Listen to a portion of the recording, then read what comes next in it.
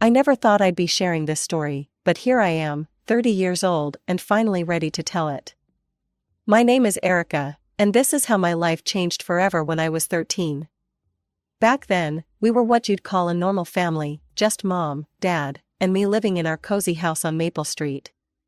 Dad worked in construction, and mom was a part-time bookkeeper. We weren't rich, but we were happy. Everything fell apart when Dad had his accident. One minute he was heading to work on a regular Tuesday morning, and the next, well, he was gone. Just like that. Mom fell apart, completely fell apart. She'd spend hours just staring at nothing, and I had to learn to take care of myself pretty quick. "Erica, honey," she said to me one evening about 6 months after Dad died, "I need to tell you something important." She was sitting at our kitchen table, fidgeting with her coffee cup like she always did when she was nervous. "I've met someone. His name is Robert, and he makes me happy again." I should have seen it coming, really. The late-night phone calls, her suddenly caring about her appearance again, the mysterious errands she had to run. But when she told me Robert would be moving in with us, along with his 6-year-old daughter Sarah, it still felt like a punch to the gut. "But Mom," I protested, "it's only been 6 months since Dad." "I know, sweetie," she cut me off, her voice taking on that stern tone I'd started hearing more often. "But life goes on. Robert is a good man, and Sarah needs a mother figure. We can be a family again." A family. That's what she called it when Robert moved in 2 weeks later, bringing boxes of his stuff and his daughter, who looked at our house like it was some kind of fairy tale castle. Sarah was this tiny thing with blonde pigtails and big blue eyes, exactly the kind of cute little girl my mom had always wanted. "Look at her, Erica," Mom would say, watching Sarah color or play with her dolls.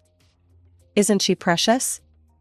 She needs so much love and attention at this age." Yeah, she needed attention. And my mom was more than happy to give it, all of it. Every last bit she had, which apparently left nothing for me. I watched as my mother transformed herself into the perfect stepmother for Sarah, while I became invisible. The first time I really understood how things would be was during dinner, about a week after they moved in. Robert's mother had come over, this woman who would become the bane of my existence. She took one look at me and said, "Oh, what a big girl you are." Then she reached over and pinched my cheek so hard I wanted to scream. "Such a pretty face," she cooed, her fingers digging into my skin like claws. "But you know, Robert, this house would be absolutely perfect if..." She didn't finish the sentence, but she didn't have to. I saw the way she looked at me, like I was a stain on her son's perfect new family portrait. That night, I found bruises on my cheeks where she'd pinched me, but when I tried to show Mom, she just shook her head. Life settled into a routine, but not one I was part of. Mom, Robert, and Sarah became this perfect little unit, always doing things together, going to the park, having movie nights, or just sitting around the dinner table laughing at Sarah's silly jokes. Meanwhile, I got shipped off to Mom's friend Janet's house more and more often. "Erica, honey," Mom would say, not quite meeting my eyes, "Janet needs help with little Emily today. You don't mind, do you?" So off I'd go to Janet's house, where at least someone seemed happy to see me. Emily was 4 and absolutely adorable, with these bouncy curls and a gap-toothed smile that could light up a room. She'd run to me screaming "Eri, Eri," the moment I walked through the door. Playing with Emily was actually the highlight of my days. We'd build blanket forts, have tea parties with her stuffed animals, or read stories where I'd do all the silly voices. Janet would bring us snacks and join in sometimes, asking about school and actually listening to my answers. It felt normal, like family should feel. Back at home, it was a different story. Robert's mother, Mrs. Henderson, had practically moved in, or at least it felt that way. She was always there, rearranging furniture, criticizing the curtains, suggesting new paint colors. And Mom just jumped to make every change she suggested. "These walls should be eggshell, not cream," she'd declare, and next thing you know, Mom would be at the hardware store picking out paint samples. The living room furniture needs to be rearranged for better feng shui, she'd insist, and Mom would spend all weekend moving heavy furniture around. But her favorite hobby was still tormenting me.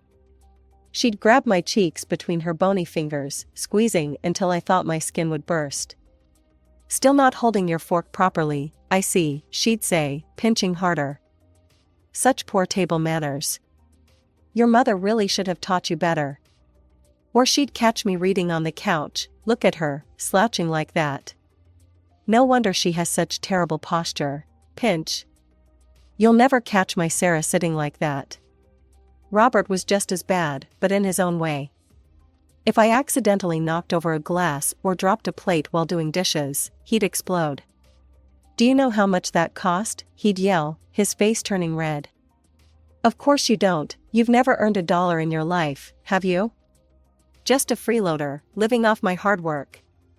"I'm sorry," I'd mumble, trying to clean up whatever I'd broken. "Sorry doesn't replace things, does it?" he'd continue. "You eat my food, wear clothes I pay for, live in my house, and what do you contribute? Nothing. Just break things and make messes." Each time something like this happened, I'd look to Mom, hoping she'd say something, anything. But she'd just busy herself cleaning or fussing with Sarah, pretending not to hear. The day I turned 16, I made a decision. I wasn't going to be Robert's freeloader anymore. I got up early that morning and walked around the neighborhood, putting up flyers I'd made offering dog walking services. By afternoon, I had 3 clients lined up. "You want to walk dogs?" Mrs. Peterson from 2 streets over asked when I knocked on her door. "What about all that schoolwork you teenagers have these days?" "I can manage both," I assured her, trying to sound more confident than I felt. "I get good grades, and I'm very responsible with animals." She looked skeptical, but handed over her golden retriever's leash anyway. "All right, let's give it a try. Max needs a walk every day after school. $10 per walk." That was just the beginning. Soon I was walking 5 different dogs, watching the Martinez twins on weekends, and helping old Mr. Cooper with his grocery shopping. Janet officially hired me as Emily's after-school nanny, which felt weird since I'd been watching her for free all this time anyway. I saved every dollar. Didn't spend a cent on candy or movies or any of the things other kids my age bought. After 3 months, I had enough to buy what I'd been dreaming of, a smartphone. Nothing fancy, just a basic model on sale, but it was mine. The day I brought it home, I couldn't stop smiling. I had something that was just mine, that nobody could say they'd paid for. I was setting up the phone in my room when Sarah barged in without knocking, as usual. "What's that?" she demanded, pointing at my phone. She was 9 now, and had gotten into the habit of wanting everything she saw. "It's my new phone," I said, trying to keep my voice neutral. "I bought it with money from my jobs." Sarah's eyes went wide. "But I want a phone, Daddy." Before I could stop her, she was running downstairs screaming for Robert. I heard his heavy footsteps on the stairs and my stomach dropped. "What's wrong, Princess?" he asked from my doorway. "Erica has a phone and I want it," Sarah whined, pointing at me accusingly. What happened next still makes my blood boil when I think about it. Without a word, not one single word, Robert walked over, grabbed the phone right out of my hands, and gave it to Sarah. "Daddy's got you covered, sweetheart," he said to her, completely ignoring me. I was so angry, I could barely see straight. The next day at school, I told my English teacher, Mrs. Collins, everything. About the phone, about Robert's constant belittling, about Mom's indifference. She listened quietly, then took me to the principal's office. By that afternoon, Mom was called in. I wasn't in the meeting, but I heard raised voices. When Mom came out, her face was red with anger, but she had my phone in her hand. She thrust it at me without looking at me. "Here," she said through clenched teeth. "I hope you're happy now." That night, after Sarah had cried for hours about losing her phone, Mom came to my room. "How dare you," she hissed. "How dare you go behind our backs like that? Do you know how embarrassing that was? You're nothing but a traitor." That was the last thing she said to me for 2 weeks. She and Robert both pretended I didn't exist, walking past me like I was invisible, talking around me like I wasn't there. Even at dinner, they'd pass dishes right past me without acknowledging my presence. 2 years passed in pretty much the same way, me working my jobs, trying to keep my head down at home, and focusing on school. I threw myself into my studies, knowing education was my ticket out. When senior year came around, I applied to every scholarship I could find. The day the letter arrived from State College, I nearly threw up from nervousness. I waited until I was alone in my room to open it, my hands shaking so bad I could barely tear the envelope. "Dear Ms. Thompson, we are pleased to inform you." I had to read it 3 times before it sank in. Full scholarship. They were giving me a full scholarship. I'd done it, I was going to college, and I wouldn't have to beg Robert for a dime. Like an idiot, I thought maybe this would make them proud. Maybe this would finally make Mom see me again. I waited until dinner that night, when everyone was sitting around the table. "Mom, Robert, I have some good news," I started, my heart pounding. "I got accepted to State College." "What?" Robert's fork clattered against his plate. "You applied to college without telling me? Who do you think you are? Living in my house, eating my food, and making decisions like this behind my back? But it's a full scholarship," I tried to explain. "You won't have to pay anything." "Damn right, I wouldn't pay anything," he spat. "Not a single cent for an ungrateful freeloader like you. Always sneaking around, always plotting something." I looked at Mom desperately. She was staring at her plate, pushing food around with her fork. "Mom?" I pleaded. "Please, say something.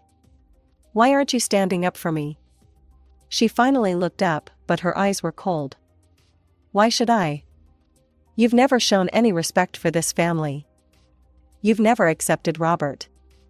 All you've done is try to destroy my marriage from day one." Respect? I felt something snap inside me. All the years of hurt and anger came pouring out. Respect him? He's a bully and a terrible person. There's nothing to respect. The slap came out of nowhere. 1 second I was standing there shaking with anger, the next my cheek was stinging and Mom was standing in front of me, her hand still raised. "Get out," she whispered. Then louder, "Get out of my house." I touched my cheek where she'd hit me, feeling like I was in some kind of nightmare. I ran upstairs in a daze, grabbing my backpack and stuffing it with whatever clothes I could reach. My phone, my school documents, the little bit of cash I had saved, everything else would have to stay. I could hear Sarah laughing downstairs, Robert yelling, but it all seemed far away. 10 minutes later, I was standing on Jenny's front porch, Jenny from my biology class, the only person I could think to call. When she opened the door and saw my face, saw the backpack and the tears I hadn't even realized were falling, she didn't ask any questions. She just pulled me inside and hugged me. I was sitting in Jenny's kitchen, stressed about how I'd manage college while being essentially homeless, when her Aunt Maria walked in. "So, you're the girl Jenny's been telling me about," she said, looking me up and down. "Need a job?" Turned out Maria owned this little Italian restaurant downtown, and she had an empty studio apartment above it. Before I knew what was happening, she was offering me both. "Half rent, free meals, flexible hours around your classes," she said, like it was no big deal. "The apartment needs some work, but it's clean and safe." I started as a waitress, learning everything I could about the business. Maria was tough but fair, teaching me things they'd never cover in my business classes at college. "Watch how that table keeps sending food back," she'd say. "That's why we document every complaint, every compliment. Details matter in this business." The apartment was tiny, barely room for a bed and a mini fridge, but it was mine. No Robert yelling about freeloaders, no Sarah barging in without knocking, no Mrs. Henderson's critical eyes. Just my own space where I could study, sleep, and finally breathe. By my senior year, Maria had promoted me to administrator. I graduated with my business degree on a Saturday and was back at work Monday morning, now handling schedules, inventory, and staff management. "You've got a gift for this," Maria told me 2 years later, after I'd worked my way up to manager. She was sitting in her office, looking tired but satisfied. "Jenny tells me you two have been talking about partnership?" I shifted nervously in my chair. "We've discussed it, but..." "Good," she cut me off. "Because I'm retiring. Restaurant's going to Jenny, but she needs someone who knows this business inside and out. Someone like you." My heart nearly stopped. "Are you saying..." "I'm saying you two should run this place together. Equal partners. You've got the experience, she's got the passion. Could be a powerful combination." Jenny and I stayed up all night talking it through. I had savings, every penny I could spare from the last few years, and she had ideas for modernizing the menu and expanding the business. "We could do this," she said, her eyes bright with excitement. "Really do this, Erica. Make it our own." So we did. I invested everything I had, and we turned Maria's traditional Italian restaurant into something uniquely ours. For years after that, we opened our second location across town. Sometimes, walking through our restaurants, watching everything run smoothly, I'd think about my family. 11 years had passed since that night Mom slapped me and threw me out. They were still in the city. I knew that much from occasional glimpses of Sarah's social media posts, but we lived in different worlds now. One day, Jenny and I were in our office above the downtown location, surrounded by spreadsheets and expansion plans, when we heard the party arriving downstairs. "Sounds like the engagement party's here," Jenny said, glancing at the booking schedule. 50 people. Should be a good night." We had this tradition, something we started when we first took over the restaurant. We'd go out and talk to customers, get their feedback, make them feel special. It was one of the things that set us apart from other places. "I'll go check on them," I said, slipping on my branded blazer and pinning my name badge to it. "You finish up with those vendor contracts." The sound of laughter and clinking glasses got louder as I headed downstairs. A big party like this could mean repeat business, maybe even more event bookings. I straightened my badge and put on my best professional smile. Then I saw them. My mother was sitting at the head table, her hair grayer than I remembered, but styled perfectly as always. Robert was next to her, somehow looking both older and exactly the same. And Sarah. Sarah was in a sparkly dress, holding hands with a guy in an expensive suit. My sister's engagement party. For a second, I thought about turning around. But before I could move, Mom's eyes met mine, and I saw the recognition hit.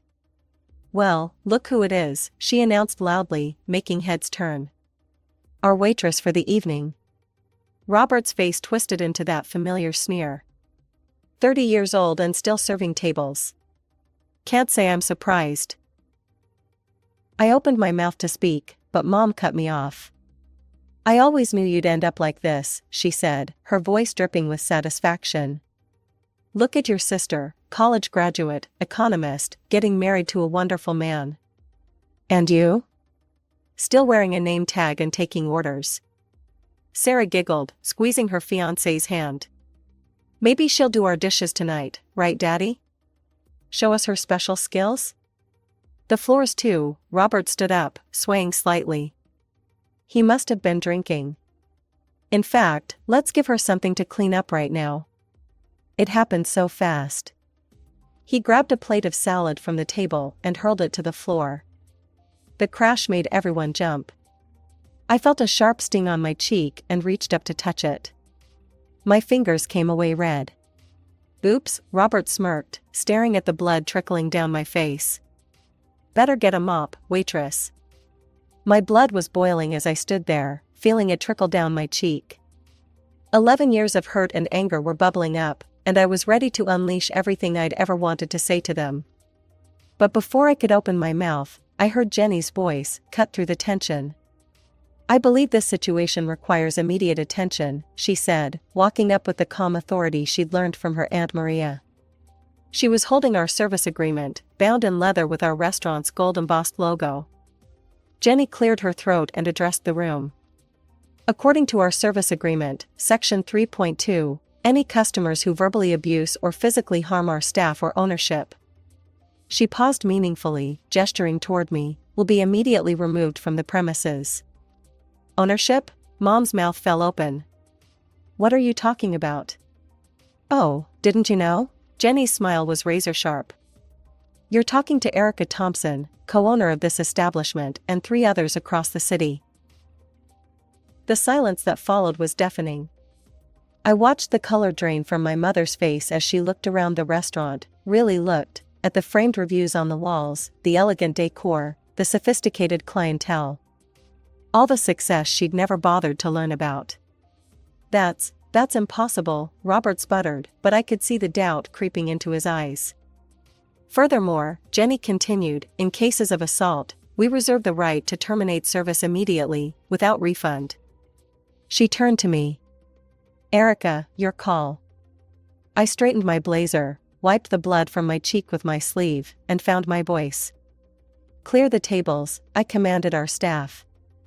All 50 guests need to leave, now. The waiter sprang into action, efficiently removing plates and glasses. That's when I heard the familiar screech, Mrs. Henderson, Robert's mother, clutching her plate of pasta like it was solid gold. You can't do this, she shrieked, exactly the same way she used to screech about my table manners while pinching my cheeks. This is my son's daughter's engagement party. One of our waiters, Miguel, tried to take her plate, but she yanked it back, sending sauce flying. Help, help, they're attacking me. Robert lurched forward, his face purple with rage. Get your hands off my mother. He started toward me, fists clenched, but our security team was faster. 2 guards stepped between us, while a third announced that the police were already on their way. Sarah had dissolved into tears, her perfect engagement party ruined. Mom, do something, she wailed. But Mom just stood there, mascara running down her face, looking lost. The woman who had once slapped me and thrown me out of my home now couldn't even meet my eyes. The next 30 minutes were chaos. The police arrived first, taking statements from multiple witnesses who'd recorded everything on their phones. Robert was handcuffed and let out, still shouting threats. The ambulance arrived next, and a paramedic cleaned and bandaged the cut on my face while guests filed out, whispering among themselves. My phone rang 3 days after the incident. Unknown number. Erica? Mom's voice was softer than it had been at the restaurant, almost pleading. Please don't hang up. I waited, saying nothing. Look, about Robert, the police are pressing charges. You need to drop them. He could lose his job over this. No, I said simply and hung up. Within hours, the social media attacks began. Mom's first post was long and dramatic, painting herself as the victim of a vindictive restaurant owner who'd ruined her precious daughter's engagement party. The comments filled with sympathy for her, people vowing never to visit our restaurants. Then Sarah joined in, writing about her psychotic stepsister who couldn't stand to see her little sister happy. The post spread quickly through local community groups. Jenny found me staring at my phone, reading the lies. You know we have it all on video, right? The security system Maria installed years ago? It automatically zooms in and records audio when it detects raised voices or aggressive movements. The footage was crystal clear. You could hear every word, Robert's threats, Mom's insults, the crash of the plate, Mrs. Henderson screaming. I posted it in the comments of Mom's rant with a simple message, here's what actually happened. The video exploded overnight. Other guests from the party started posting their phone recordings too. Someone had captured the perfect angle of Miguel trying to clear Mrs. Henderson's plate, her face contorted with rage, pasta sauce flying everywhere, his professional calm never wavering. That clip alone got millions of views. Restaurant drama started trending locally, then nationally. Food blogs picked up the story. Family crashes engagement party at daughter's own restaurant made headlines. Comment sections filled with people sharing their own stories of family estrangement and toxic parents. The consequences came swiftly. Robert's company, already embarrassed by his arrest, couldn't ignore the viral video of him assaulting his stepdaughter at her own business. they quietly moved him to a lower position. The court fined him heavily for assault and property damage. Mom tried damage control, deleting her posts, but screenshots lived forever. Sarah's wedding venue canceled on her, not wanting to be associated with the scandal. Mrs. Henderson became a meme, the pasta lady, her screeching face splashed across social media. Watching the view count climb on that security footage, I remembered something I used to tell myself in the dark days after Mom kicked me out: someday, things would be different. Someday, I'd have the chance to reconcile with my family. Someday, they'd realize what they'd done and try to make it right.